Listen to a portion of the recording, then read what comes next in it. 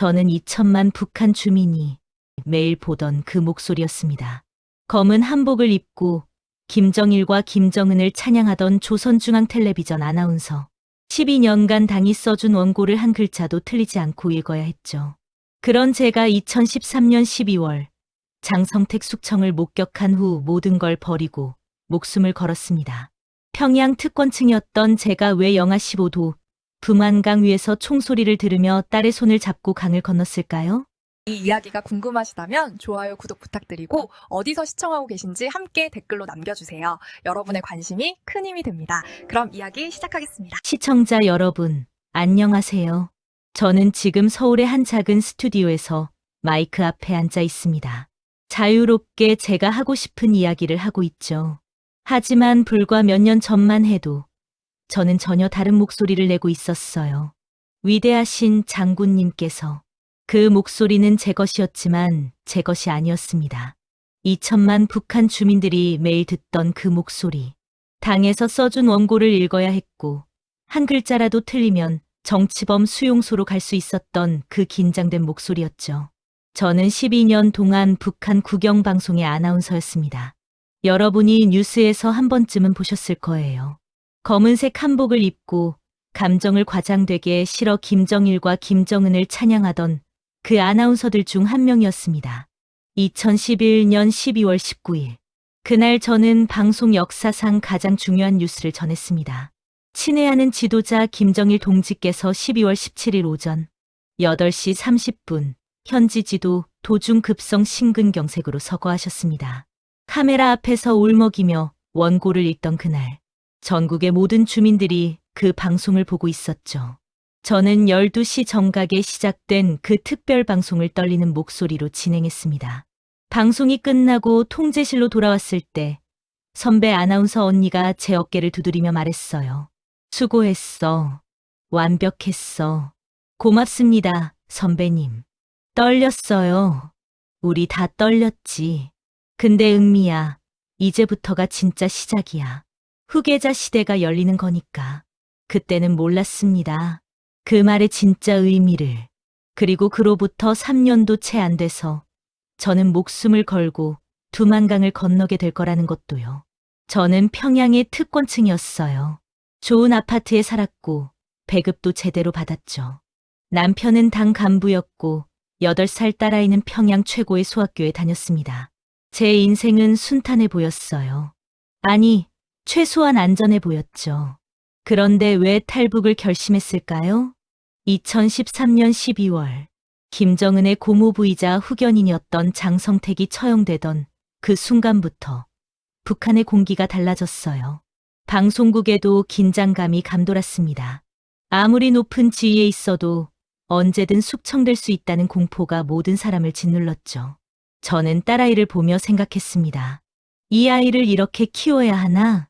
2014년 어느 봄날 방송 중 제가 작은 실수를 했어요. 경애하는 대신 친애하는 이라는 표현을 쓴 겁니다. 불과 2글자 차이였지만 그것은 김정은과 김정일을 동급으로 본다는 의미가 될 수 있었죠. 방송이 끝나자마자 부장이 달려왔습니다. 박은미 동무, 지금 뭐 한 거야? 죄송합니다. 부장 동무. 제가 실수라고. 당장 자아비판서 써. 그날 밤 저는 10장이 넘는 자아비판서를 쓰며 떨고 있었습니다. 남편도 불안해했죠. 당신 조심해야 해. 요즘 분위기가 예사롭지 않아. 알아요. 제가 정말 조심할게요. 하지만 그날 저는 깨달았어요. 아무리 조심해도 이곳에서는 안전할 수 없다는 것을요. 그날 밤 잠들지 못하고 딸아이의 잠든 얼굴을 보며 결심했습니다. 이 아이만이라도 자유로운 곳에서 살게 해주고 싶다. 지금 이 이야기를 듣는 여러분께는 믿기 힘든 일일 거예요. 어떻게 평양의 특권층이 국영방송 아나운서가 목숨을 걸고 탈북을 결심했는지, 그 과정에서 무엇을 보았고 무엇을 느꼈는지요. 김정일 사망 방송을 진행했던 그 아나운서가 어떻게 대한민국에서 다시 마이크를 잡게 되었는지, 그 3년간의 기록을요. 제 이야기를 하려면 먼저 제가 어떻게 아나운서가 되었는지부터 말씀드려야 할 것 같아요. 1998년 저는 20살이었습니다. 평양의 김일성 종합대학 문학부를 다니고 있었죠. 어느 날 학교에 조선중앙방송위원회에서 나온 선발위원들이 왔어요. 동무들, 오늘은 특별한 기회를 드리러 왔습니다. 국가를 대표하는 목소리, 아나운서 선발이 있을 예정인데요. 교실이 술렁거렸습니다. 아나운서, 그것은 북한에서 최고의 엘리트 직업 중 하나였거든요. 선발 기준은 까다로웠어요. 우선 성분이 좋아야 했습니다. 3대가 모두 혁명 가족이거나 당에 충성한 집안이어야 했죠. 외모도 중요했고요. 키는 최소 160cm 이상, 얼굴은 전형적인 조선 미인상이어야 했습니다. 저는 운이 좋았어요. 할아버지가 항일빨치산 출신이었거든요. 아버지도 당 간부였고요. 외모도 나쁘지 않았던 것 같아요. 1차 선발에 합격하고 나서 석 달간 혹독한 훈련이 시작됐습니다. 박은미 동무, 목소리가 떨려 다시 충성, 위대하신 장군님이 안 돼, 감정이 부족해, 더 울먹여야 해. 훈련소에서는 발성, 발음, 표정 연기까지 모든 것을 배웠어요. 특히 경애하는, 위대하신, 친애하는 같은 표현을 쓸 때는 반드시 목소리에 감격과 존경이 실려야 했습니다. 거짓 감정이라도 진짜처럼 표현하는 법을 배웠죠. 1999년 3월, 저는 정식으로 조선중앙텔레비전의 아나운서가 되었습니다. 21살의 나이였어요. 첫 방송을 나가던 날을 잊을 수가 없어요. 긴장되지? 선배 아나운서 경혜 언니가 물었습니다. 네, 선배님. 손이 떨려요. 괜찮아. 카메라는 내 친구야. 그리고 기억해. 넌 지금 위대한 수령님의 목소리를 대신 전하는 거야. 내 목소리가 아니라 당의 목소리라는 걸 잊지 마. 그 말이 제 12년 아나운서 생활을 관통하는 진리였어요. 저는 제 목소리를 낼 수 없었습니다. 항상 당의 목소리였죠. 하지만 솔직히 말씀드리면 처음에는 행복했어요. 아니, 행복하다고 믿었다고 해야 할까요? 2000년대 초반, 저는 평양에서 누릴 수 있는 거의 모든 특권을 누렸습니다. 보통 강구역의 좋은 아파트에 살았고 매달 쌀 배급을 제대로 받았어요. 일반 주민들이 장마당에서 비싼 값에 사야 하는 쌀을 말이죠. 방송국 구내식당에서는 점심에 고기 반찬도 나왔습니다. 돼지고기, 닭고기, 때로는 소고기까지요. 평양 시민들도 명절 때나 먹을 수 있는 고기를 저희는 매주 먹었어요. 2002년 제게 큰 변화가 있었습니다. 당 간부였던 김철수 동무와 결혼을 한 거예요. 중매였죠. 북한에서는 당이 적당한 배우자를 소개해주는 경우가 많거든요. 은미 동무, 김철수 동무는 출신 성분도 좋고 대학도 김일성 종합대학을 나왔네. 당에서도 촉망받는 간부야. 어머니가 기뻐하셨어요. 네, 어머니. 좋은 인연인 것 같아요. 사랑은 아니었지만 존중은 있었습니다. 그것만으로도 북한에서는 충분히 좋은 결혼이었어요. 2002년 7월 1일. 그날은 북한 경제 역사에서 중요한 날이었습니다. 7일 경제관리 개선 조치가 발표된 거예요. 물가와 임금을 현실화하고 일부 시장 경제를 인정하는 조치였죠. 방송국에서는 이 조치를 대대적으로 홍보했습니다. 시청자 동무들, 당이 현명한 영도 아래 우리 경제가 새롭게 발전하고 있습니다. 하지만 실상은 달랐어요. 물가는 수백 배 올랐는데 임금은 그만큼 오르지 않았죠. 일반 주민들의 생활은 더 어려워졌습니다. 방송국 휴게실에서 선배들과 이야기를 나눈 적이 있어요. 언니, 밖에서는 쌀값이 너무 올라서 난리래요. 쉿. 그런 말 밖에서 하면 안 돼. 우리는 당의 정책을 신뢰해야 해. 알아요, 언니. 근데 장마당 가보면 진짜 사람들이 힘들어 보이더라고요. 은미야, 우리는 운이 좋은 거야. 방송국에서 일하고 제대로 된 배급 받잖아. 그것만으로도 감사해야 해. 맞는 말이었어요. 저는 운이 좋았습니다. 하지만 그 운이라는 게 결국 다른 사람들의 불행 위에 세워진 거라는 걸 당시엔 깊이 생각하지 못했죠. 2006년 딸 지혜가 태어났습니다. 제 인생에서 가장 행복한 날이었어요. 우리 딸 건강하게 자라서 당에 충성하는 사람이 되렴. 남편이 갓 태어난 딸을 안으며 말했습니다. 여보, 지혜는 그냥 행복하게만 자랐으면 좋겠어요. 행복, 당에 충성하는 게 곧 행복이지. 저는 대답하지 않았어요. 뭔가 이상했지만 그게 뭔지는 아직 몰랐죠. 방송국 생활은 겉으로는 화려했지만 실상은 긴장의 연속이었습니다. 매일 아침 출근하면 그날 방송할 원고를 받았는데요. 그 원고는 당 선전 선동부에서 한 글자 한 글자 검열한 것이었어요. 박은미 동무, 오늘 오후 4시 방송에 이 원고 쓸 거야. 리허설은 2시. 네, 부장 동무. 근데 이 부분. 미제의 악랄한 책동이라는 표현이 3번이나 반복되는데 원고는 당에서 내려온 거야. 한 글자도 바꾸면 안 돼. 알겠습니다. 자유는 없었어요. 저는 그저 당이 써준 대본을 읽는 기계였습니다. 하지만 당시 저는 그게 당연하다고 믿었어요. 아니, 믿으려고 했죠. 의심하는 순간 모든 것을 잃을 수 있었으니까요. 2008년쯤이었을까요? 처음으로 균열이 생기기 시작했습니다. 딸 지혜가 유치원에서 돌아와 물었어요. 엄마, 선생님이 그러는데 남조선 사람들은 다 굶어 죽는데요.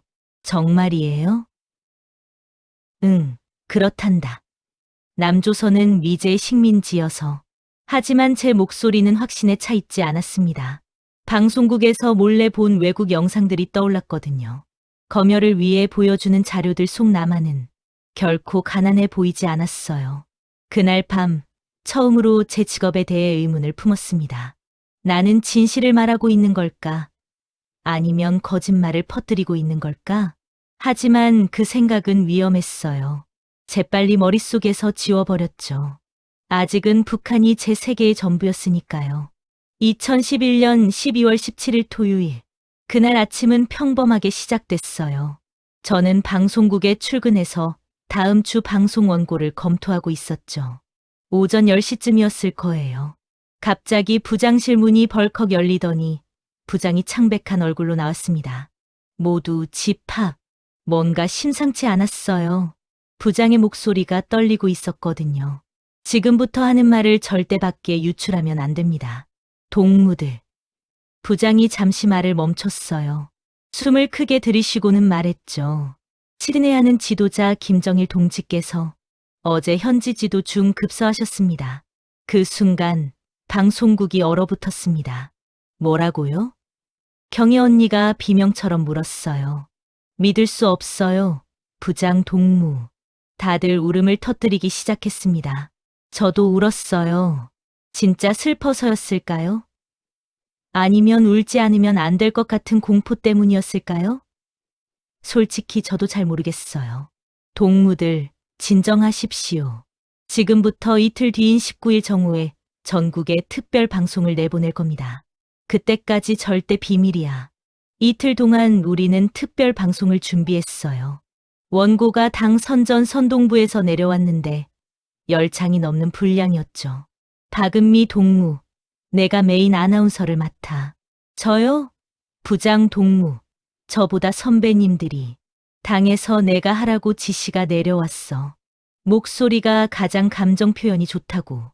12월 18일 밤, 저는 집에 가지도 못하고 방송국에서 원고를 외우고 또 외웠습니다. 한 글자라도 틀리면 안 됐거든요. 남편한테 전화했어요. 여보, 나 못 들어가. 방송국에서 중요한 일이 있어. 무슨 일인데? 지혜가 엄마 기다리는데. 말 못해. 곧 알게 될 거야. 지혜한테 미안하다고 전해줘. 19일 아침, 방송국은 긴장감으로 가득했습니다. 정오 방송까지 2시간. 저는 분장실에서 검은색 조선옷을 입고 있었어요. 은미야, 괜찮아? 경혜 언니가 제 어깨를 잡았습니다. 언니, 저 떨려요. 2천만 주민이 다 볼 텐데. 할 수 있어. 넌 최고의 아나운서야. 그리고 이건 우리 의무야. 오전 11시 55분. 스튜디오에 들어갔어요. 카메라 3대가 저를 향하고 있었죠. 뒤쪽에는 김일성, 김정일 초상화가 걸려 있었고요. 5분 전 조명이 켜졌습니다. 심장이 터질 듯 뛰었어요. 3분 전 원고를 다시 한번 확인했습니다. 손이 떨려서 종이가 바들바들 흔들렸죠. 1분 전 준비. 심호흡을 했습니다. 나는 할 수 있어. 나는 당의 목소리야. 10, 9, 8, 7, 5, 4, 3, 2, 1. 빨간 불이 들어왔습니다. 목이 막혔어요. 첫 마디가 나오지 않았죠. 순간 조정실의 PD가 손을 흔들었습니다. 시작해 라는 신호였어요. 조선중앙텔레비전입니다. 목소리가 떨렸지만 시작은 했습니다. 우리 당과 인민에게 가장 슬프고 비통한 소식을 전하지 않을 수 없습니다. 눈물이 나오기 시작했어요. 연기였을까요? 진짜였을까요? 저도 모르겠어요. 친애하는 지도자 김정일 동지께서 2011년 12월 17일 오전 8시 30분 현지 지도 도중급성 심근경색으로 인한 심장 쇼크로 서거하셨습니다. 방송은 10분간 계속됐어요. 그 10분이 평생 중 가장 긴 10분처럼 느껴졌죠. 위대한 김정일 동지는 영원히 우리와 함께 계십니다. 빨간 불이 꺼졌습니다. 방송이 끝났어요. 컷. 수고했어요. 그 순간 저는 스튜디오 바닥에 주저앉아 울었습니다.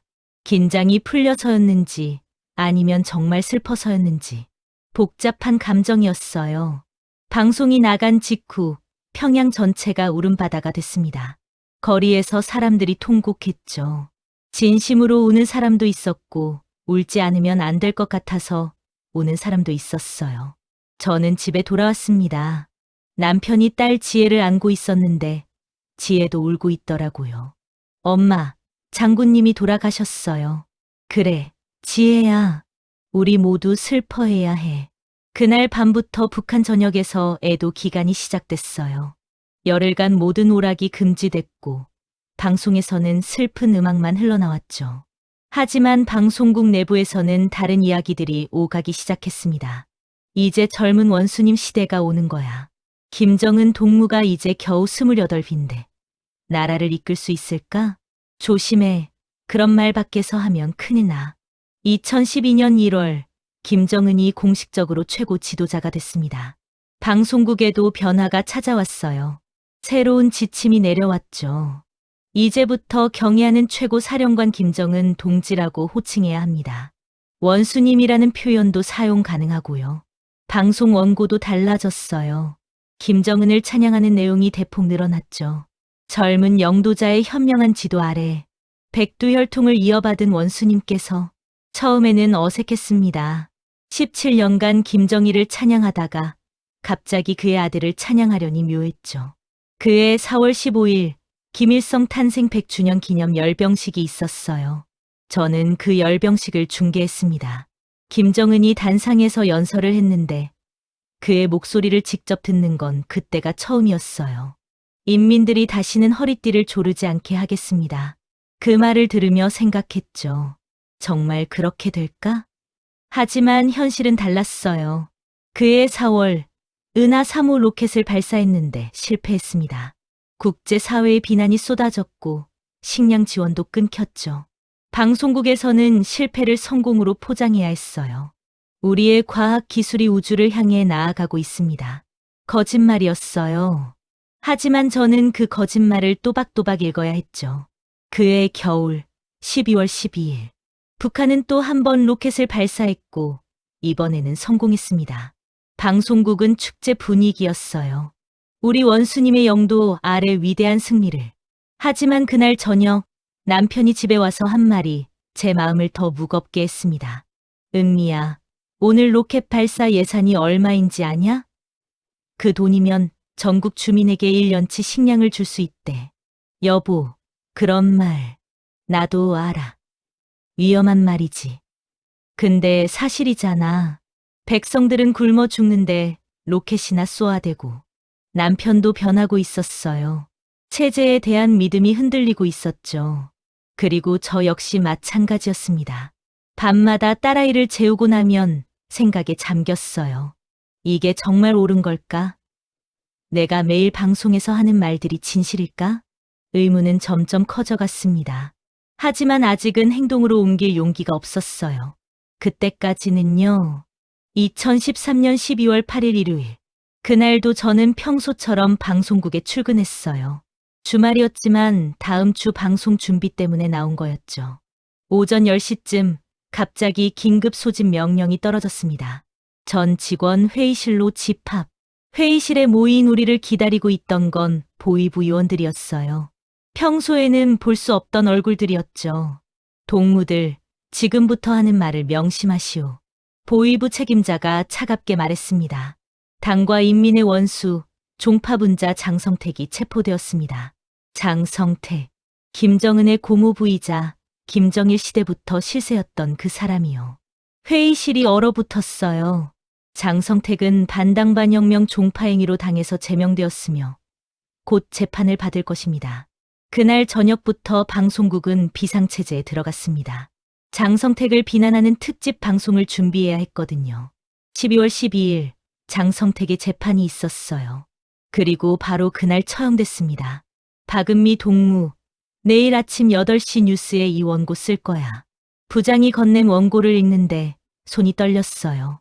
반당반혁명 종파분자 장성택은 특별군사재판에서 사형을 선고받고 즉시 집행되었습니다.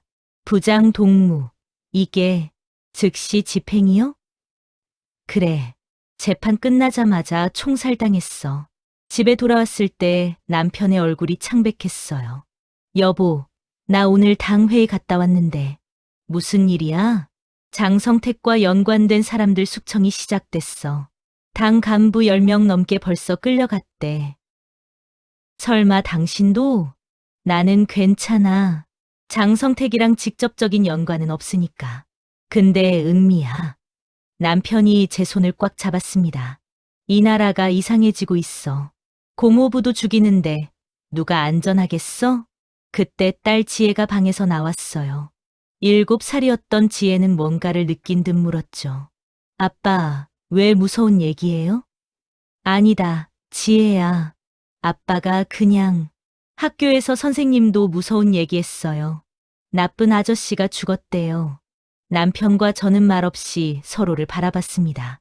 다음 날 아침, 저는 방송에서 장성택의 처형 소식을 전했어요. 반당반혁명 종파분자 장성택 역도는 인민의 이름으로 준엄한 심판을 받았습니다. 카메라 앞에서 차갑게 그 말을 하면서도 속으로는 공포가 밀려왔습니다. 아무리 높은 사람도 한순간에 역도가 되는구나. 그리고 며칠 후 제게도 위기가 찾아왔습니다. 2014년 2월 어느 날이었어요. 저녁 6시 뉴스를 진행하고 있었죠. 경애하는 최고 사령관. 아니, 친애하는 원수님께서. 순간 제 입에서 잘못된 호칭이 나왔어요. 경애하는 김정은, 친애하는 김정일에게 쓰는 말이었거든요. 컷. 조정실에서 비명이 들렸습니다. 방송은 생방송이었어요. 이미 전국에 내보내진 거죠. 방송이 끝나자마자 부장실로 끌려갔습니다. 박은미 동무, 지금 뭘 한 거야? 죄송합니다. 부장 동무, 제가 실수라고. 지금 장성택 숙청 이후로 분위기가 어떤지 몰라? 부장의 손도 떨리고 있었어요. 그만큼 무서운 시기였죠. 당장 자아비판서 써. 10장 이상. 그날 밤 저는 방송국 집무실에서 자아비판서를 쓰고 또 썼습니다. 나 박은미는 당과 수령에 대한 충성심이 부족하여 방송 중 엄중한 실수를 범했습니다. 나의 이러한 행위는 당의 유일사상 체계를 훼손하는 반혁명적 행위이며 쓰면서 울었어요. 무서워서요.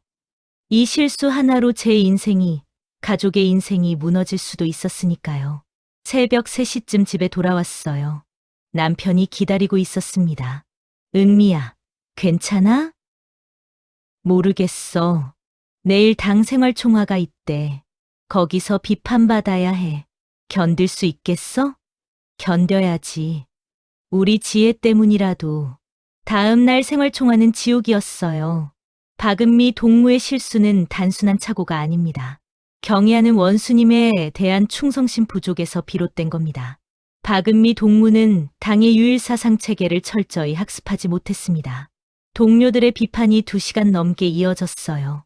아는 얼굴들이, 평소 친하게 지내던 사람들이 저를 비판했습니다.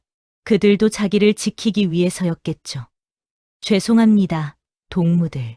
제가 철저히 반성하겠습니다. 고개를 숙이고 사죄했습니다.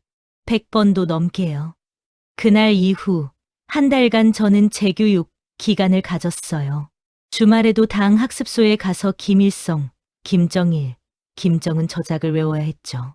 그 한 달이 제 인생을 바꿨습니다. 어느 토요일 오후 학습소에서 돌아오는 길이었어요. 지혜 학교 앞을 지나가는데 아이들이 우르르 나오더라고요. 지혜가 제 모습을 보고는 고개를 숙였어요. 지혜야. 다가가는데 지혜 옆에 있던 친구가 소리쳤습니다. 저의 엄마 방송에서 실수했대요. 우리 아빠가 그랬어요. 반동분자래요. 아이들이 지혜를 손가락질했어요. 지혜는 울면서 제게 달려왔죠. 엄마. 그 순간 뭔가 제 안에서 끊어졌습니다. 집에 와서 지혜를 재우고 남편과 마주 앉았어요. 여보. 응. 우리 여기서 못 살겠어. 남편이 깜짝 놀라 제 입을 막았습니다. 은미야, 그런 말 하면 안 돼. 알아. 위험한 거 알아. 근데 오늘 지혜가 학교에서 저는 오늘 있었던 일을 말했어요. 남편의 얼굴이 굳어졌습니다. 진짜 그런 일이? 응. 여보, 지혜가 반동분자 딸로 살아야 해. 평생을. 이게 맞아? 남편은 한동안 아무 말도 하지 못했어요. 은미야, 나도 생각은 해봤어. 솔직히. 근데 어떻게? 탈북. 그 단어를 입 밖에 꺼내는 순간 돌이킬 수 없다는 걸 알았어요. 미쳤어? 탈북. 우리가 어떻게? 방법이 있을 거야. 중국으로 가는 사람들 있잖아.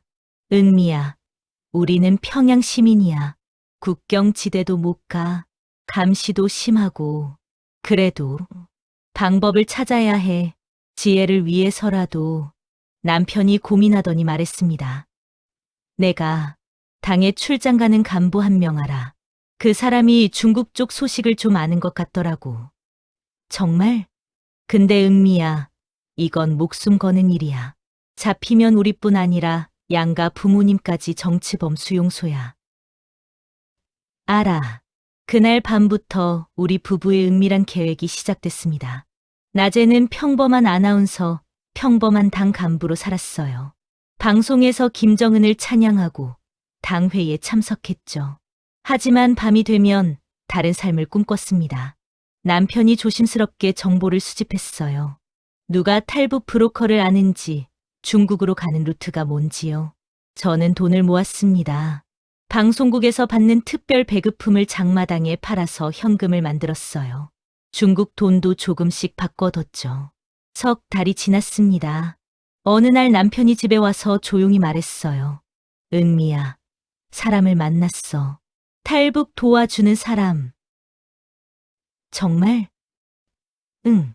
그 사람이 말하길 우리 같은 평양 간부 출신은 위험하대. 감시가 심해서. 근데? 돈이 많으면 가능하대. 1인당 5,000달러. 우리 셋이면 15,000달러. 당시 북한 돈으로는 상상도 못할 큰 돈이었어요. 여보, 우리 그만한 돈.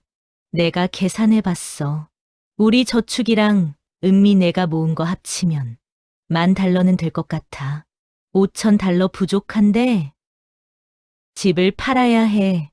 집을 판다는 건 모든 걸 포기한다는 의미였어요. 그날 밤 저는 잠든 지혜를 한참 바라봤습니다. 이 아이에게 자유를 줄 수 있다면 무엇이든 할 수 있어. 다음 날 아침 남편에게 말했어요. 여보, 집 팔아. 우리 간다. 남편이 제 손을 꽉 잡았습니다. 후회 안 해. 후회는 여기 남는 게 더 클 것 같아. 그렇게 우리의 탈북 계획은 구체화되기 시작했습니다. 하지만 매일 밤 악몽을 꿨어요. 국경에서 붙잡히는 꿈, 총살당하는 꿈, 지혜가 울부짖는 꿈. 정말 할 수 있을까? 이게 옳은 선택일까? 심적 갈등은 계속됐습니다. 방송국에서는 여전히 김정은을 찬양하는 뉴스를 읽었어요. 경애하는 원수님의 현명한 영도 아래. 하지만 제 마음은 이미 두만강 너머에 가 있었습니다. 2014년 7월 23일 수요일. 우리가 평양을 떠나기로 한 날이었어요. 새벽 4시. 저는 잠든 지혜를 깨웠습니다. 지혜야, 일어나야 해. 엄마, 아직 어두워요. 응, 알아. 근데 오늘 우리 할머니 댁에 가야 해. 멀리. 거짓말이었어요. 할머니 댁이 아니라 자유를 향해 가는 거였죠. 남편이 작은 가방 2개를 들고 나왔습니다. 그게 우리가 가져갈 수 있는 전부였어요. 여보, 준비됐어? 응. 가자. 평양역까지는 걸어갔어요. 택시를 타면 기록이 남을 수 있었거든요. 역 앞에서 브로커가 기다리고 있었습니다. 이름도 모르는 40대 남자였어요. 박동무. 네. 돈은 남편이 가방에서 두툼한 봉투를 꺼냈습니다. 15,000달러. 우리 집과 모든 재산을 팔아 만든 돈이었죠. 브로커가 돈을 세더니 고개를 끄덕였어요. 함경북도 무산까지 기차로 가야 해요. 거기서 사람이 기다릴 겁니다. 경비는 괜찮아요? 걱정 마. 내가 평양역 경비원하고 이야기됐어. 근데 말 조심해요. 평양 사투리 쓰면 들통나. 평양에서 무산까지는 기차로 15시간이 걸렸어요. 그 긴 시간 동안 저희는 한마디도 하지 못했습니다. 주변 사람들이 다 감시자로 보였거든요. 지혜가 배고프다고 칭얼거렸어요. 엄마, 배고파요. 조금만 참아, 지혜야. 곧 먹을 수 있어. 객차 뒤쪽에서 보위부 제복을 입은 사람이 지나갔습니다. 심장이 멎는 줄 알았어요. 여행증 검사합니다. 남편이 미리 준비한 가짜 여행증을 꺼냈어요. 브로커가 만들어준 거였죠. 함경북도 어디 가십니까? 처가댁에 갑니다. 장모님이 편찮으셔서요. 가십시오. 다행히 통과했어요. 하지만 그 짧은 순간 제 등에서 땀이 비 오듯 흘렀습니다. 7월 24일 오전 10시 무산역에 도착했어요. 역 밖에서 또 다른 브로커가 기다리고 있었습니다. 50대 여자였는데 얼굴이 무척 굳어 있었어요. 박은미? 네. 따라와. 말없이 우리는 그 여자를 따라 무산 시내를 벗어났습니다. 점점 산으로 들어갔어요. 2시간을 걸었을까요? 작은 농가 창고에 도착했습니다. 여기서 해질 때까지 기다려요. 밤에 강 건널 거니까. 아이도 같이 건널 수 있어요? 어린애 데리고 오면 위험하다고 했잖아요. 근데 이제 와서 어쩌겠어요. 여자가 짜증을 냈습니다. 창고 안에는 우리 말고도 4명이 더 있었어요. 젊은 남자 2, 중년 부부 1쌍. 안녕하십니까? 중년 남자가 조심스럽게 인사했습니다. 안녕하세요. 어디서 오셨습니까? 평양입니다. 동무는요? 저희는 청진에서 왔습니다. 저 젊은 친구들은 해산에서 왔다고 하더라고요. 모두 다 같은 이유로 여기 있었어요. 더 나은 삶을 찾아서요. 저녁 8시 브로커가 다시 나타났습니다. 이제 출발합니다. 조용히 따라오세요. 절대 소리 내면 안 돼요. 밖은 이미 어두워져 있었어요.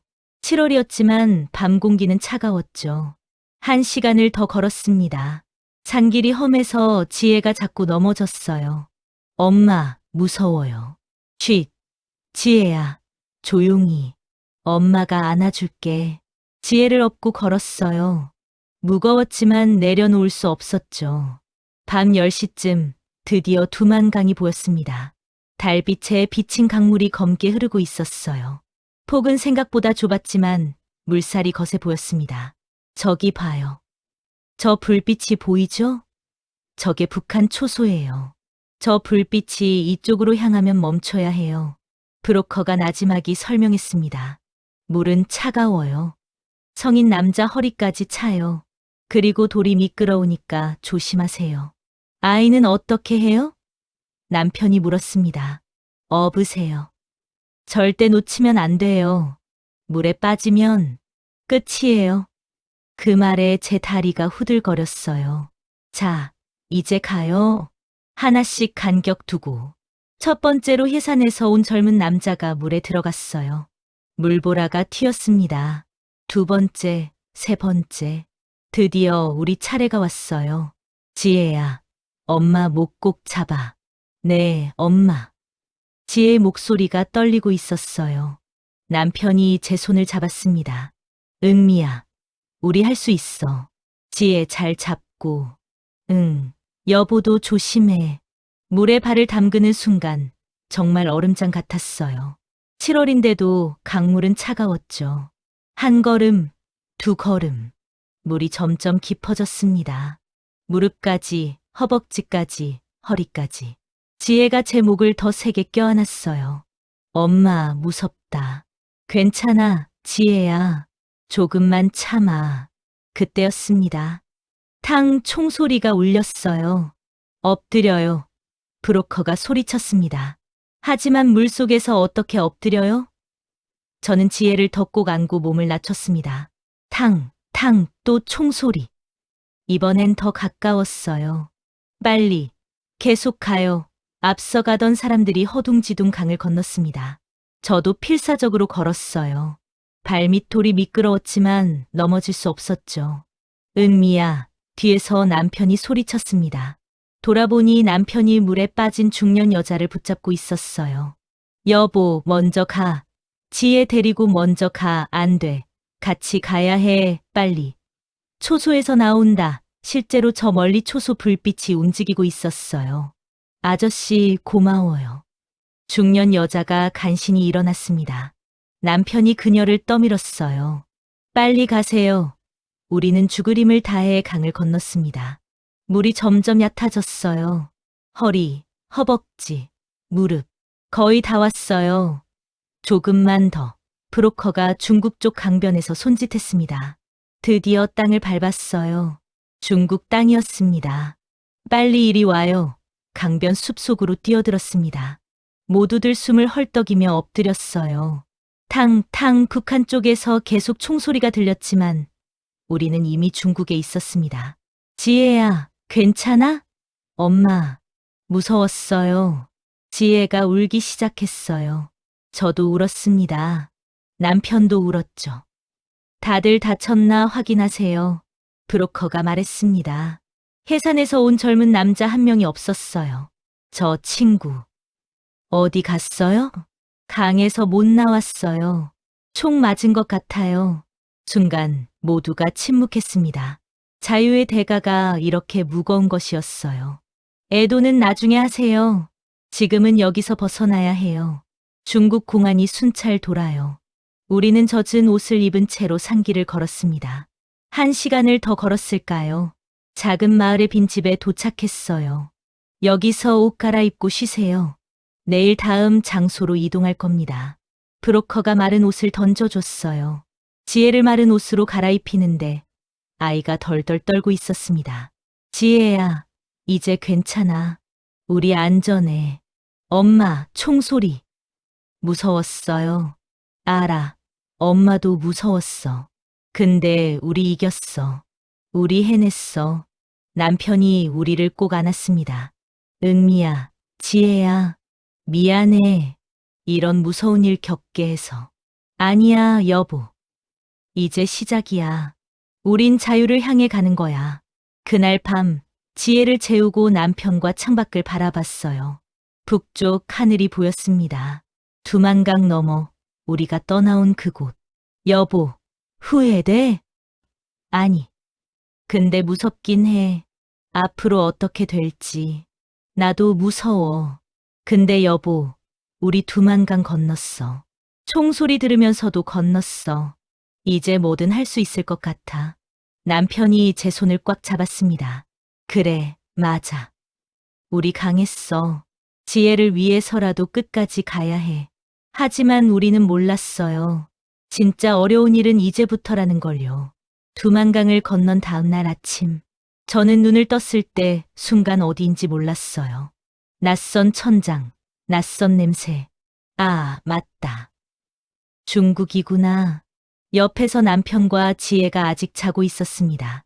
지혜의 얼굴은 어제의 공포 때문인지 창백했어요. 밖에서 노크 소리가 들렸습니다. 일어나셨어요? 브로커 여자였어요. 네, 일어났습니다. 빨리 씻고 나오세요. 이동해야 해요. 세면장에서 거울을 봤는데 제 얼굴도 말이 아니었어요. 눈이 퉁퉁 붓고 입술은 갈라져 있었죠. 하지만 살아있다는 게 감사했습니다. 아침 8시 우리는 낡은 밴에 올라탔어요. 중국 번호판을 단 차였죠. 어디로 가는 거예요? 남편이 물었습니다. 단동. 거기 조선족 집에서 한동안 지내야 해요. 한국 가는 루트 만들어질 때까지. 얼마나 걸려요? 최소 한 달, 길면 석 달. 석 달. 그 긴 시간을 중국에서 숨어 지내야 한다니. 차는 3시간을 달렸어요. 창밖으로 중국 농촌 풍경이 펼쳐졌습니다. 북한과 비슷하면서도 달랐어요. 건물들이 더 깔끔했고 사람들 옷차림도 나았죠. 지혜가 창밖을 보며 물었어요. 엄마, 여기도 조선이에요? 아니야, 지혜야. 여기는 중국이야. 중국. 그게 뭐예요? 다른 나라야. 우리가 살던 곳이 아니야. 그럼 할머니 댁은 언제 가요? 남편과 저는 말없이 눈을 마주쳤습니다. 아이에게 진실을 말할 수가 없었어요. 단동 외곽의 작은 마을에 도착했습니다. 조선족 할머니가 사는 집이었어요. 들어오세요. 60 넘어 보이는 할머니가 문을 열어줬습니다. 우리말을 했지만 억양이 조금 달랐어요. 고맙습니다, 할머니. 고생 많았겠어요. 들어와서 밥부터 먹어요. 할머니가 차려준 밥상을 보는 순간 눈물이 났어요. 흰 쌀밥에 김치, 된장찌개, 고기볶음까지. 많이 먹어요. 걱정 마시고. 할머니, 이 은혜는 무슨, 다 같은 민족 아니에요. 내가 젊을 때는 북에도 친척들이 많았는데, 이젠 다 소식이 끊겼지. 할머니의 눈가에도 눈물이 맺혔습니다. 우리는 할머니 집 2층 작은 방에서 지냈어요. 6평도 안 되는 공간이었지만 북한의 정치범 수용소보다는 천국이었죠. 하지만 자유는 없었어요. 절대 밖에 나가면 안 됩니다. 중국 공안이 순찰 돌아요. 브로커가 경고했습니다. 만약 잡히면 북한으로 송환돼요. 알죠? 송환되면 뭐가 기다리는지. 알았어요. 정치범 수용소, 공개 처형. 그게 기다리고 있었죠. 일주일이 지났습니다. 창밖만 바라보는 생활이 답답했어요. 지혜는 밖에 나가고 싶다고 칭얼거렸고요. 엄마, 나 밖에 나가서 놀고 싶어요. 안 돼, 지혜야. 지금은 안 돼. 왜요? 다른 애들은 밖에서 노는데. 지혜야, 우리는 지금 숨어 있어야 해. 왜 숨어요? 우리가 나쁜 사람이에요? 아이의 질문에 대답할 수가 없었어요. 2주일째 되던 날, 브로커가 왔습니다. 나쁜 소식이 있어요. 무슨 일이에요? 한국 가는 루트가 막혔어요. 라오스 쪽 브로커가 잡혔대요. 그럼 우리는 어떻게 해요? 새 루트 찾아야죠. 근데 그러려면 돈이 더 필요해요. 돈. 우리 이미 15,000달러 줬잖아요. 그건 북한에서 중국까지 비용이었어요. 여기서 한국까지는 따로예요. 얼마나 더 필요한데요? 1인당 5,000달러. 3명이니까 15,000달러. 또 15,000달러. 우리한테는 없는 돈이었어요. 우리 그런 돈 없어요. 남편이 소리쳤습니다. 그럼 여기서 계속 살든지 아니면 북으로 돌아가든지. 브로커가 차갑게 말했어요. 그 순간 모든 희망이 무너지는 것 같았습니다. 브로커가 나가고 남편과 저는 한참 동안 말이 없었어요. 여보, 어떻게 해? 모르겠어. 돈을 어떻게 구해? 내가 일할게. 뭐, 중국에서 일자리 찾을게. 브로커 말로는 조선족 식당에서 탈북 여자들 몰래 고용한대. 은미야, 위험해. 신분증도 없는데 그래도 해야지. 여기서 이렇게만 있을 순 없잖아. 다음 날 할머니한테 물었어요. 할머니, 제가 일할 수 있는 곳 없을까요? 일. 아이고, 위험해요. 공안한테 걸리면 괜찮아요. 돈을 벌어야 해요. 할머니가 한숨을 쉬더니 말했습니다. 내가 아는 식당 사장이 있긴 해요. 거기서 설거지하는 사람 구한다고 하던데. 이틀 후, 저는 단동 시내 한 조선족 식당에서 일하기 시작했어요. 하루 12시간, 설거지와 청소. 월급은 2,000위안, 한화로 30만 원 정도였죠. 야, 너 말 좀 이상한데? 어디서 왔어? 주방에서 일하는 중국 아주머니가 물었습니다. 저는 조선족이에요. 조선족 맞아? 억양이 이상한데. 시골에서 자라서 그래요. 매일 거짓말을 했어요. 신분을 숨기고 조심하고 또 조심했죠. 한 달이 지났습니다.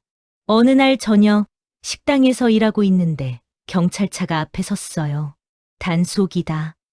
누군가 소리쳤습니다. 주방에 있던 탈북 여자 둘이 뒷문으로 뛰쳐나갔어요. 저도 뛰었죠. 서라고. 뒤에서 경찰이 소리쳤지만 멈출 수 없었어요. 뒷골목으로 또 뒷골목으로 뛰었습니다.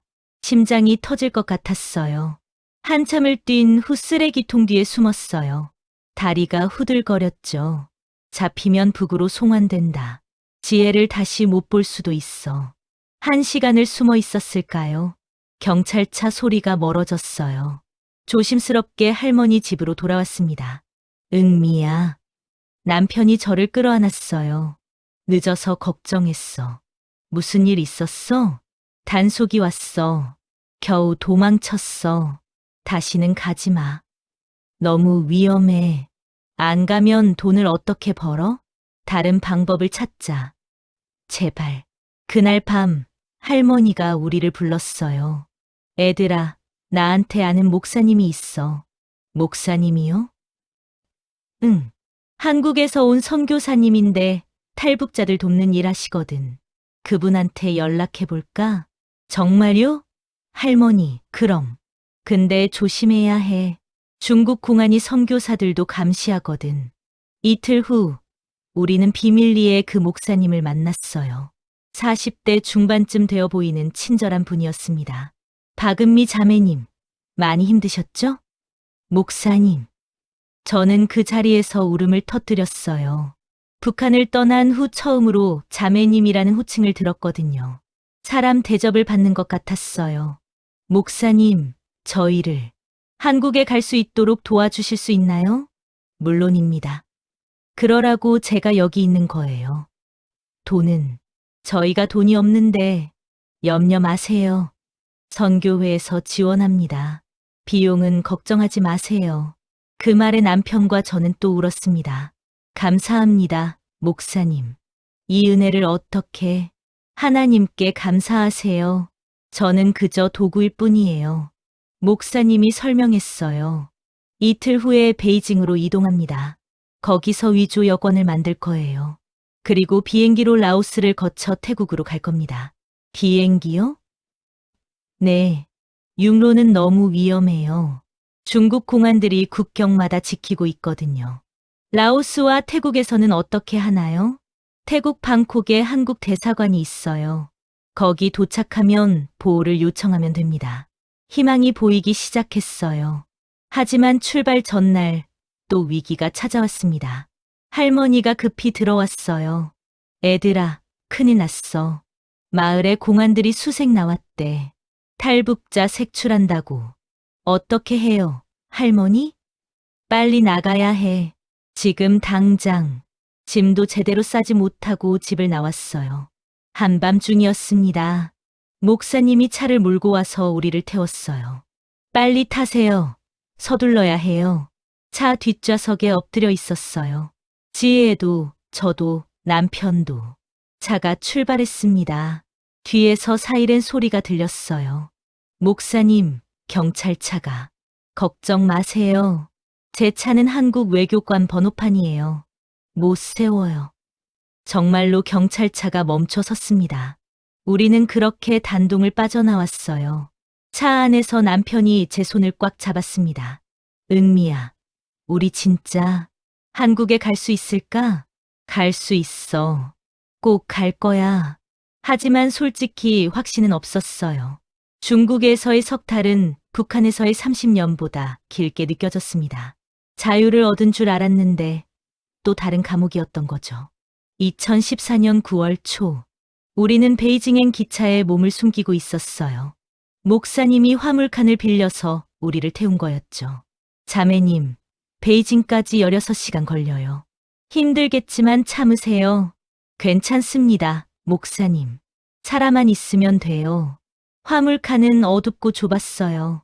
지혜가 무서워했죠. 엄마, 여기 너무 깜깜해요. 지혜야, 조금만 참아. 곧 밝은 곳 갈 거야. 남편이 지혜를 안아주었습니다. 지혜야, 아빠가 옛날 이야기 해줄까? 네. 남편은 평양에서 들려주던 옛날 이야기를 했어요. 어둠 속에서 아빠의 목소리만이 지혜를 달래줬죠. 베이징에 도착한 건 다음 날 새벽이었어요. 목사님이 우리를 한 아파트로 데려갔습니다. 거기엔 이미 다른 탈북자 가족들이 있었어요. 안녕하세요. 30대 여자 둘, 50대 남자 한 명. 모두 지친 얼굴이었습니다. 어디서 오셨어요? 한 여자가 물었어요. 평양에서 왔습니다. 동무는요? 저는 청진이요. 작년에 왔는데 아직도 한국을 못 가고 있어요. 1년이나요? 네. 서류 만드는 게 오래 걸려요. 그 말에 가슴이 철렁했습니다. 하지만 목사님이 다시 희망을 줬어요. 박은미 자매님 가족은 빨리 진행될 거예요. 여권이 거의 다 됐거든요. 여권이요? 네. 중국 여권이에요. 물론 위조지만 공항 통과는 가능해요. 그게 안전한가요? 100% 안전하진 않죠. 하지만 다른 방법이 없어요. 일주일 후 목사님이 여권 3개를 가져왔어요. 자, 이게 자매님 가족 여권이에요. 여권을 펼쳐보니 제 사진이 붙어 있었지만 이름이 달랐어요. 왕수메이. 이게 제 이름이에요? 네, 중국 이름이에요. 남편분은 왕젠화, 따님은 왕샤오메이. 우리는 중국인이 된 거예요. 가짜였지만요. 이제부터 중국어 몇 마디 배워야 해요. 공항에서 간단한 인사는 할 줄 알아야 하거든요. 니하오, 시에시에. 자이젠. 발음이 어색했지만 열심히 연습했어요. 이틀 후인 9월 15일, 베이징 수도공항으로 향했습니다. 긴장하지 마세요. 자연스럽게 행동하시면 돼요. 목사님이 공항 입구에서 말했습니다. 목사님, 감사합니다. 이 은혜를 어떻게, 자매님, 한국 도착하면 교회에 연락 주세요. 그게 제일 감사한 거예요. 목사님과 작별하고 공항 안으로 들어갔어요. 심장이 미친 듯이 뛰었습니다. 체크인 카운터에 섰어요. 중국인 직원이 여권을 받았죠. 라오스 가시는 거예요? 예스. 여행 목적이요? 관광이에요. 직원이 여권을 유심히 보더니 뭔가 확인했어요. 들켰나? 위조 여권인 걸 눈치챘나? 식은땀이 흘렀습니다. 여기 있어요. 탑승권이에요. 감사합니다. 첫 관문 통과. 하지만 아직 끝이 아니었어요. 보안 검색대를 지나야 했죠. 가방 올려놓으세요. 가방을 올렸어요. 지혜가 제 손을 꽉 잡았습니다. 여권 보여주세요. 보안 요원이 여권을 받아 스캔했어요. 컴퓨터 화면을 뚫어지게 봤죠. 제발, 제발, 속으로 기도했습니다. 가세요. 네, 2번째 관문도 통과했어요. 비행기에 올랐습니다. 좌석에 앉는 순간 남편이 제 손을 잡았어요. 은미야, 우리 해냈어. 아직 멀었어. 라오스, 태국 다 거쳐야 해. 비행기가 이륙했습니다. 창밖으로 베이징이 멀어져 갔어요. 중국과도 작별이었죠. 4시간 후 라오스 비엔티안에 도착했습니다. 공항을 빠져나오니 뜨거운 열기가 확 밀려왔어요. 동남아시아의 습한 공기였죠. 엄마, 여기 너무 더워요. 응, 지혜야, 조금만 참아. 공항 밖에서 한국인으로 보이는 40대 남자가 기다리고 있었어요. 박은미 씨? 네, 맞습니다. 저는 김 선교사예요. 베이징 목사님한테 연락받고 왔어요. 감사합니다. 김 선교사가 우리를 차에 태웠어요. 여기서 일주일 정도 지내야 해요. 태국 비자 만드는데 시간이 걸려서요. 네, 알겠습니다. 라오스의 한인 교회 지하실에서 일주일을 지냈어요. 지하실이었지만 북한의 집보다는 나았죠. 에어컨도 있었고 침대도 있었어요. 하지만 또 기다림의 시간이었습니다. 엄마, 우리 언제 할머니 될까요? 지혜가 여전히 물었어요. 아직도 진실을 말하지 못했죠. 곧 가라. 조금만 더 기다려. 일주일 후 태국 비자가 나왔어요. 자, 이제 방콕으로 가면 됩니다. 김 선교사가 버스표를 건넸어요. 버스로요? 비행기는요? 라오스에서 태국은 육로가 더 안전해요. 공항 보안이 까다로워서요. 육로. 다시 위험한 여정이었어요. 2014년 9월 23일. 우리는 방콕행 버스에 올랐습니다. 15시간 걸리는 긴 여정이었어요. 버스는 험한 산길을 달렸어요. 흔들림이 심해서 지혜가 멀미를 했죠. 엄마, 토할 것 같아요. 참아, 지혜야. 조금만 더. 국경 검문소에 도착했어요. 모두 내리세요. 여권 검사. 라오스 국경 경비대였습니다. 한 명씩 여권을 검사했어요. 우리 차례가 왔죠. 어디 가요? 방콕. 관광. 중국인. 예. 경비대원이 여권을 자세히 봤어요. 다른 경비대원을 불렀습니다. 이게 뭐지? 위조인 걸 들켰나? 두 명이 뭔가 중국어로 이야기하더니 다시 저를 봤어요. 어디서 왔어요? 베이징. 왜 라오스 거쳐 태국 가요? 직항 있는데. 저렴해서요. 돈 없어서. 그때 남편이 끼어들었어요. 우리 가난해요. 버스가 싸요. 경비대원이 의심의 눈초리로 우리를 봤지만 결국 여권을 돌려줬어요. 가세요. 세 번째 관문 통과. 버스가 다시 출발했습니다. 남편과 저는 안도의 한숨을 쉬었어요. 밤늦게 방콕에 도착했습니다. 도시의 불빛이 눈부셨어요. 평양과는 비교도 안 되게 밝았죠. 와, 엄마, 저기 봐요.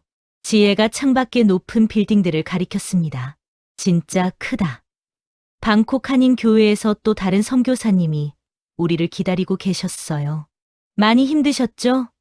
일단 들어와서 쉬세요. 감사합니다. 내일 한국 대사관에 가면 돼요. 거기서 탈북자 신분 확인받으면 일주일 내로 한국 갈 수 있어요. 정말요? 일주일이요? 네, 거의 다 왔어요. 그날 밤 교회 숙소에서 잠을 청했지만 잠이 오지 않았어요. 내일이면 대사관, 일주일이면 한국. 꿈만 같았어요. 다음 날 아침 9월 24일. 한국 대사관 앞에 섰습니다. 태극기가 바람에 날리고 있었어요. 여보, 저기 우리나라 국기야. 응, 우리나라. 남편의 눈에서 눈물이 흘렀어요. 제 눈에서도 흘렀죠. 엄마, 왜 울어요? 지혜야, 우리 이제 집에 가는 거야. 진짜 대사관 문을 열고 들어갔습니다. 영사 직원이 우리를 맞아줬어요. 어서 오세요. 탈북자 보호 신청하러 오신 거죠? 네, 그렇습니다. 신원 확인 절차가 있어요. 며칠 걸릴 수 있는데 괜찮으시죠? 네, 괜찮습니다. 기다릴게요. 영사가 웃으며 말했어요. 고생 많으셨어요. 이제 안전해요. 여기는 대한민국 영토예요. 그 순간 무릎이 풀렸어요. 정말로 안전한 거였어요. 남편이 저와 지혜를 꼭 안았습니다. 은미야, 지혜야, 우리 해냈어. 우리 진짜 해냈어. 3년 만에, 아니 평생 만에 처음으로 진짜 자유를 느꼈습니다. 2014년 10월 2일. 우리는 인천국제공항으로 가는 대한항공 비행기에 올랐어요. 좌석에 앉아 창밖을 보는데 눈물이 멈추지 않았습니다. 승객 여러분, 잠시 후 인천국제공항에 도착하겠습니다. 기내 방송이 흘러나왔어요. 한국어였습니다. 우리말이었어요. 비행기가 착륙했습니다. 문이 열리고 우리는 입국장으로 걸어갔어요. 대한민국 국민입니까? 입국 심사대 직원이 물었습니다. 네, 저희는 대한민국 국민입니다. 처음으로 당당하게 대답했어요. 밖으로 나오는 순간 환한 햇살이 우리를 반겼습니다. 엄마, 여기가 우리 나라예요? 응, 지혜야. 여기가 우리 집이야. 자유로운 우리 집. 평양을 떠난 지 72일. 두만강을 건너고 중국을 거쳐 라오스와 태국을 지나 드디어 우리는 자유의 땅에 도착한 거예요. 인천공항에서 나온 우리는 정부 차량에 탔어요. 경기도 안성에 있는 북한 이탈 주민 정착 지원 사무소, 일명 하나원으로 가는 길이었죠. 여기가 정말 남한이에요? 창밖으로 펼쳐진 풍경에 넋을 잃었습니다. 높은 아파트들, 깨끗한 도로, 쉴 새 없이 지나가는 자동차들. 평양과는 차원이 달랐어요. 엄마, 저기 봐요. 불빛이 다 켜져 있어요. 지혜가 밤거리를 가리켰습니다. 정말이었어요. 밤 10시가 넘었는데도 거리는 환했고 가게들은 여전히 문을 열고 있었죠. 저게 다 전기를 쓰는 거야? 남편이 놀라서 물었어요. 네, 남한에서는 24시간 전기가 들어와요. 직원이 웃으며 대답했습니다. 24시간이요? 하루 종일? 네, 정전은 거의 없어요. 북한에서는 평양 특권층도 하루에 몇 시간만 전기를 쓸 수 있었는데요. 하나원에 도착한 건 밤 11시쯤이었어요. 내일부터 3개월간 교육을 받으실 거예요. 한국 사회 적응을 위한 프로그램이죠. 3개월이나요? 네, 언어 교육, 경제 교육, 문화 교육 등등 배울 게 많아요. 작은 숙소 방을 배정받았어요. 6평 정도였지만 깨끗했습니다. 엄마, 여기서 살아요? 응, 잠깐. 3개월만. 지혜를 재우고 창밖을 봤어요. 저 멀리 서울 방향으로 불빛이 빛나고 있었죠. 여기가 진짜 대한민국이구나. 다음 날 아침 오리엔테이션이 있었어요. 여러분, 환영합니다. 저는 하나원 교육 담당 김미선입니다. 젊은 여자 직원이 밝게 웃었어요. 여러분은 이제 자유로운 대한민국 국민이에요. 축하드려요. 교육생이 40여 명쯤 됐어요. 나이도, 출신 지역도 다양했죠. 첫 수업은 한국어 교육이었어요. 북한과 남한은 같은 말을 쓰지만 어휘가 많이 달라요. 예를 들어 북한에서 동무라고 하죠? 남한에서는 친구예요. 아, 친구. 그리고 강냉이는 옥수수, 볼록은 배라고 해요. 매일 새로운 단어를 배웠어요. 외래어가 특히 어려웠죠. 컴퓨터, 스마트폰, 와이파이, 인터넷. 뭔지도 모르는 단어들이었어요. 2014년 10월 중순, 처음으로 외출 허가가 나왔습니다. 오늘은 안성 시내 나가서 마트 체험할 거예요. 대형마트에 도착했을 때 정말 충격이었어요. 세상에, 입구부터 너무 컸어요. 평양의 제일 큰 백화점보다 10배는 큰 것 같았죠. 여러분, 자유롭게 둘러보세요. 1시간 후에 입구에서 만나요. 마트 안으로 들어갔는데 현기증이 났어요. 식품 코너에는 온갖 종류의 음식이 가득했습니다. 과일, 고기, 생선, 과자, 빵. 여보, 이거 봐. 사과가 이렇게 많아. 응. 그리고 값도 써 있어. 개당 1,500원. 1,500원. 북한 돈으로 환산하면 얼마인지도 몰랐어요. 과자 코너를 지나는데 지혜가 멈춰 섰어요. 엄마, 이거 초콜릿이에요? 전반 가득 진열된 초콜릿들. 수십 종류가 넘었죠. 응, 초콜릿. 북한에서는 특권층 아이들만 먹을 수 있던 초콜릿이 여기서는 이렇게 흔한 거였어요. 엄마, 사줘요. 그래, 사자. 하나 골라봐. 지혜가 초콜릿 하나를 집었어요. 800원짜리였죠. 계산대에 섰는데 앞사람이 신용카드로 계산하는 게 보였어요. 저기, 현금으로 계산할 수 있나요? 네, 물론이죠. 계산원이 웃으며 말했어요. 1,000원을 냈더니 200원을 거스름 돈으로 줬습니다. 이렇게 쉽게 초콜릿을 살 수 있다니. 마트를 나오면서 남편이 말했어요. 은미야, 여긴 진짜 다른 세상이야. 응, 우리가 북한에서 믿었던 거 다 거짓말이었어. 하나원 생활이 한 달쯤 지났을 때 컴퓨터 수업이 있었어요. 마우스를 이렇게 클릭하시면 돼요. 강사가 설명했지만 손가락이 잘 움직이지 않았어요. 아, 이게 어렵네요. 괜찮아요. 천천히 하세요. 스마트폰도 처음 만져봤어요. 화면을 손가락으로 쓸어내리면 이렇게 앱이 나와요. 앱이요? 응용 프로그램이요.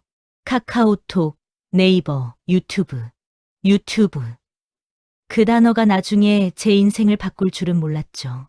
어느 날 저녁 교육생들끼리 모여 이야기를 나눴어요. 은미 씨는 평양에서 뭐 하셨어요? 한 언니가 물었습니다. 저는 방송국에서 일했어요. 아나운서였죠. 아나운서요? 와, 대단하다. 그럼 여기서도 방송일 할 수 있겠네요. 글쎄요. 할 수 있을까요? 사실 자신이 없었어요. 북한 방송과 남한 방송은 너무 달랐으니까요. 하나원 2개월째 직업 상담 시간이 있었어요. 은미 씨, 북한에서 아나운서셨죠? 남한에서도 방송 쪽 일 해보고 싶으세요? 네, 하고 싶어요. 근데 제가 할 수 있을까요? 한번 도전해봐요. 추천서 써드릴게요. 상담사님이 격려해줬어요. 2015년 1월 초 드디어 하나원을 수료했습니다. 3개월간의 교육이 끝난 거예요. 축하합니다. 이제 여러분은 진짜 한국 사회로 나가는 거예요.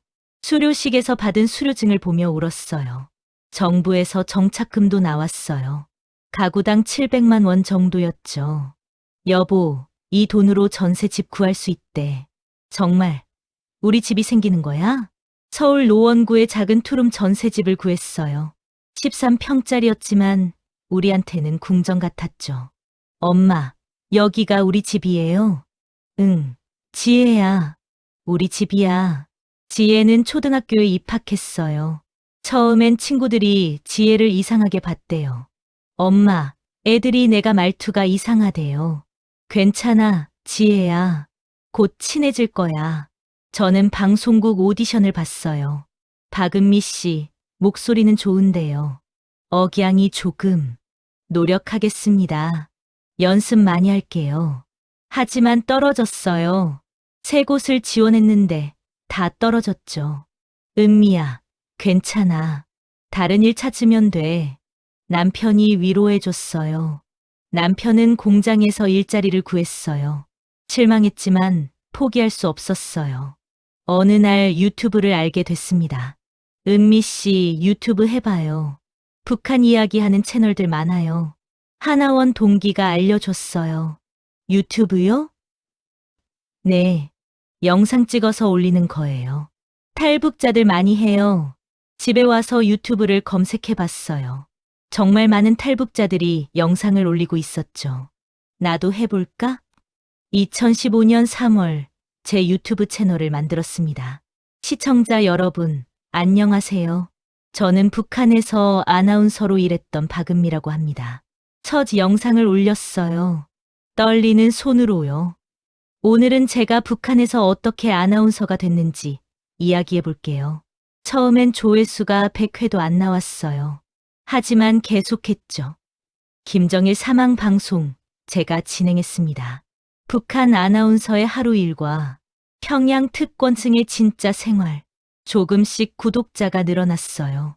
1,000명, 2,000명, 10,000명. 댓글들이 달리기 시작했어요. 진짜 방송인 출신이라 말을 잘하시네요. 북한 내부 이야기 정말 흥미롭습니다. 응원합니다. 자유를 찾아오신 것 축하드려요. 6개월 후 구독자가 10만 명을 넘었습니다. 그리고 팟캐스트 방송 제안도 들어왔어요. 은미 씨, 우리 방송에서 북한 이야기 코너 하나 맡아주실래요? 정말요? 네. 은미 씨 목소리가 정말 좋거든요. 드디어 다시 마이크 앞에 섰습니다. 하지만 이번엔 당의 원고가 아니었어요. 제 이야기였죠. 청취자 여러분, 안녕하세요. 박은미입니다. 오늘은 북한 주민들의 장마당 이야기를 들려드릴게요. 자유롭게 말할 수 있다는 게 이렇게 행복한 일인 줄 몰랐어요. 2020년 지금 저는 유튜브 구독자 50만 명의 크리에이터가 됐어요. 팟캐스트도 인기를 얻고 있죠. 수입도 생겼습니다. 공장에서 일하던 남편도 이제 제 채널 운영을 도와줘요. 지혜는 중학생이 됐어요. 친구들도 많고 한국 생활에 완전히 적응했죠. 엄마, 나 커서 PD 될래요. 엄마처럼 영상 만들고 싶어요. 그래, 지혜야. 내가 하고 싶은 거 다 해. 하지만 가끔은 가슴이 아파요. 북한에 두고 온 부모님. 양가 부모님 모두 아직 평양에 계세요. 여보, 부모님들 괜찮으실까? 모르겠어. 우리가 탈북한 거 알면 얼마나 힘드셨을까. 북한에서는 한 명이 탈북하면 3대가 처벌받아요. 저희 부모님들도 고초를 겪으셨을 거예요. 그게 제일 마음 아픈 부분입니다. 어젯밤에도 꿈을 꿨어요. 어머니가 나오셨는데 저를 보며 우시더라고요. 은미야, 넌 자유를 찾았지만 엄마는 깨어나서 한참을 울었습니다. 자유에는 대가가 있었어요. 하지만 후회하지 않아요. 지혜가 자유롭게 자라는 모습을 보면 모든 게 값어치가 있었다고 생각해요. 오늘도 스튜디오에 앉아 마이크 앞에 섰어요. 시청자 여러분, 오늘은 2013년 장성택 숙청 당시 방송국 내부 이야기를 들려드릴게요. 자유롭게 말합니다. 검열 없이, 두려움 없이. 이게 진짜 자유구나. 매일 느껴요. 촬영이 끝나고 창밖을 봤어요. 자유롭게 오가는 사람들, 밝은 거리, 웃음소리. 나는 지금 자유로운 나라에 있구나. 언젠가 통일이 되면 부모님을 다시 만날 수 있겠죠. 그날까지 저는 계속 이야기할 거예요. 북한의 진실을, 자유의 소중함을, 통일의 희망을요. 엄마, 오늘 촬영 끝났어요? 지혜가 문을 열고 들어왔어요. 응, 끝났어. 엄마, 친구들이 엄마 유튜브 본대요. 진짜 대단하대요. 그래? 고마워, 지혜야. 지혜를 안았어요. 이 아이가 자유롭게 자란다. 그것만으로도 충분해. 밤하늘에 별이 빛나고 있었습니다. 북쪽 하늘 너머 아직도 어둠 속에 있을 2,500만 북한 주민들을 생각하며 저는 오늘도 기도합니다. 통일의 그날이, 진정한 자유의 그날이 오기를요.